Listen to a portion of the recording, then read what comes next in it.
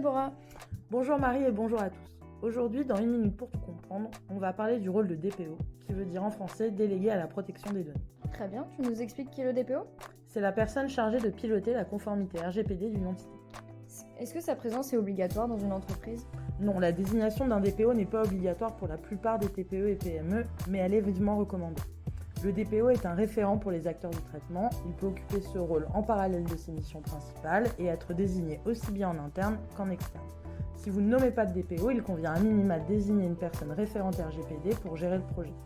Pour rappel, la nomination d'un DPO demeure obligatoire dans 3 cas spécifiques que nous expliquons en détail sur notre site. C'est quoi exactement ces missions ? Le DPO est au cœur du processus de conformité. Il communique avec les services pour cartographier les traitements, évaluer les risques et prioriser les actions à mener. Il organise les procédures internes avec le responsable de traitement et assure le suivi de la conformité. Il sensibilise et conseille les collaborateurs, il collabore avec l'autorité de contrôle. D'accord, mais si j'ai une petite structure, je n'ai pas le temps ni l'argent à consacrer à tout ça.